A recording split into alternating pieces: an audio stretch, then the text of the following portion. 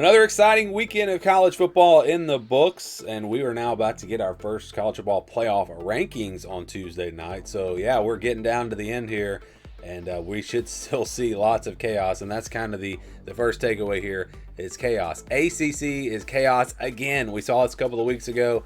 I said last week would be a quiet week, and then I said expect it again this week, and that's exactly what we got. Virginia was able to survive. How about them going on the road and beating Cal? That was one of the teams that I thought might be in trouble.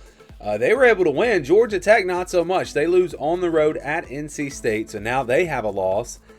Pittsburgh was able to take care of business. Louisville won their game. Duke beat Clemson, which surprised me a little bit. Not a lot, but on the road, I did expect them to lose that game.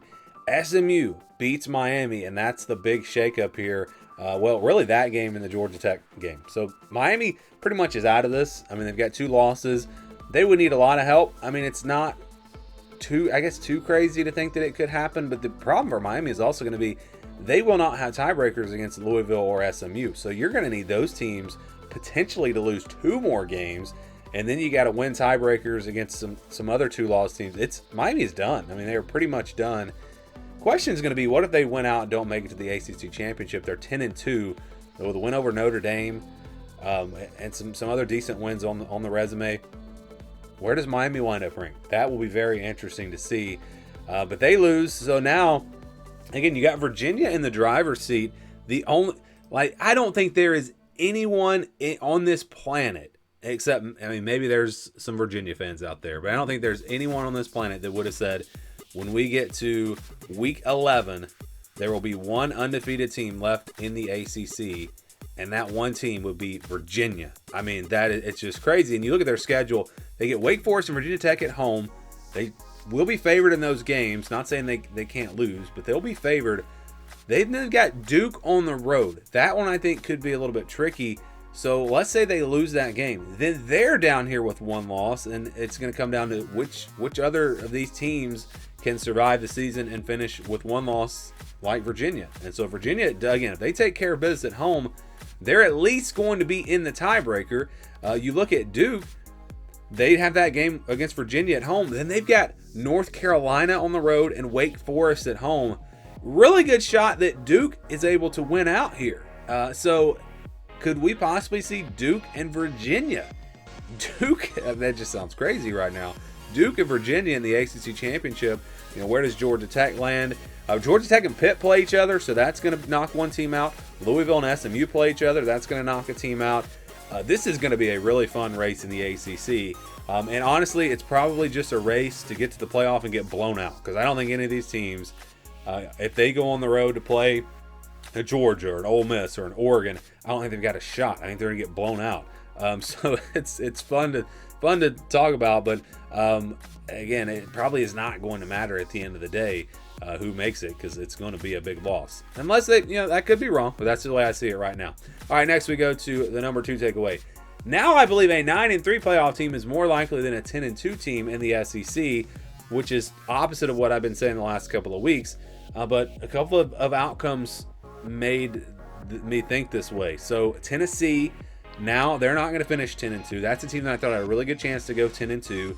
I thought Vanderbilt maybe had a chance to go 10-2. Now it seems like that's going to be tough for them. Texas still has to play at Georgia, and they have to play Texas A&M. So you don't think Texas probably finishes at 10-2. They've already got 2 losses. Oklahoma has to play Alabama. They probably lose that game, go 10-2. Missouri lost their quarterback. They got to play Texas A&M. They're probably not going to finish 10-2. So then you've got Texas A&M, Alabama, Georgia, Ole Miss. Off, let's say they finish at least 10-2 or better, and then a bunch of 9-3 teams. What happens if we have a 9-3 Texas? Let's say Texas loses to Georgia, but then they beat Texas A&M, and they're coming off of a huge win. You've got Texas at 9-3 versus, let's say, a 10-2 Miami team. That's going to be I'm telling you, there are going to be some debates this year. I feel like it's inevitable. It's not going to be clear cut. I don't know what the committee's going to do. And again, we'll have to see what the scenarios actually play out to be.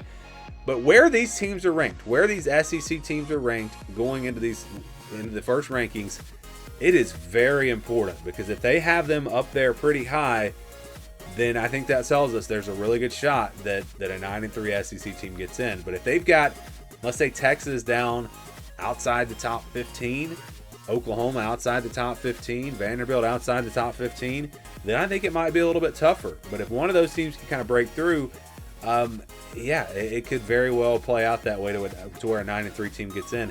We're gonna have serious discussions about 9-3 SEC teams versus 10-2 ACC and Big 12 teams, in my opinion.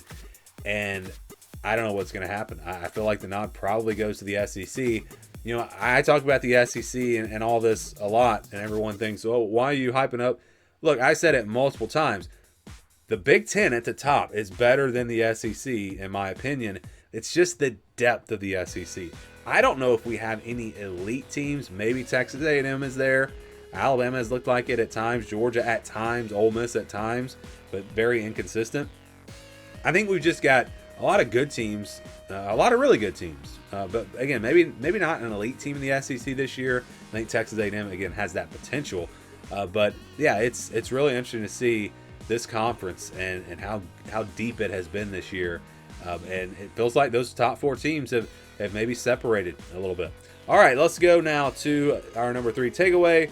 BYU versus Cincinnati, I believe, will decide the Big 12 race. So when I typed this out, I first said BYU and Texas Tech are back in the driver's seat in the Big 12. But then I was looking ahead at the schedules. Cincinnati will play BYU, and even if BYU is undefeated, Cincinnati, the rest of their schedule is pretty favorable. If Cincinnati wins that game, they're going to have a tiebreaker over BYU. And then when Texas Tech loses to BYU, we're actually going to see Cincinnati, BYU in a rematch. So there are different ways this could go. But again, let's say that Texas Tech beats BYU, which they're at home. I think they'll be favored in that game. Then you're going to have a 1-loss BYU, a 1-loss Texas Tech, a 1-loss Cincinnati. So that means BYU versus Cincinnati will decide who plays Texas Tech in that scenario in the Big 12 championship. And that's kind of the way I see it playing out. Houston, that was a surprise. I did not see them losing this past weekend. So yeah, Houston's now out of it. Utah got the big win, so Utah is sitting there with a chance. They'll have a tiebreaker over Cincinnati if it comes down to that.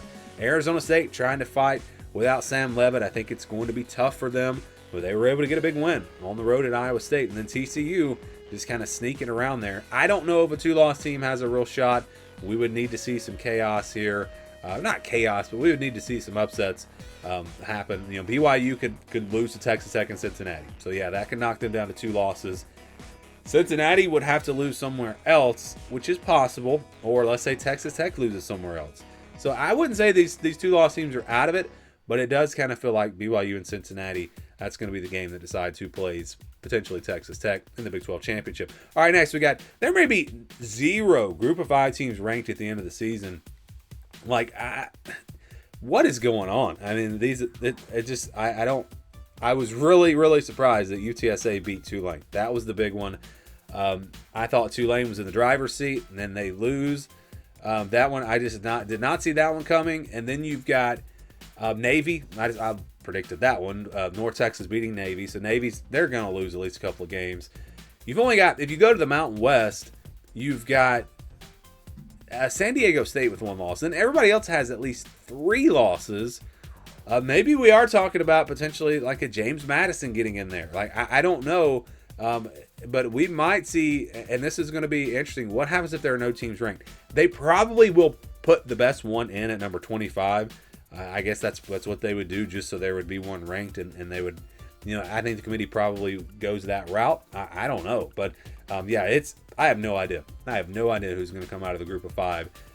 It feels like South Florida might be the favorites again, but Memphis is there. I don't know. This has definitely been an interesting year for these Group of 5 teams. Now, final takeaway: streaming services are ruining college football. I understand this is not really about what's happening on the field, but so I use YouTube TV. That's what I've had for several years now, and you guys all know. I think a lot of you are in the same boat. They have the dispute with Disney, and so no ESPN, ABC games that we could watch this weekend. Now, I was able to watch the ABC games through an antenna.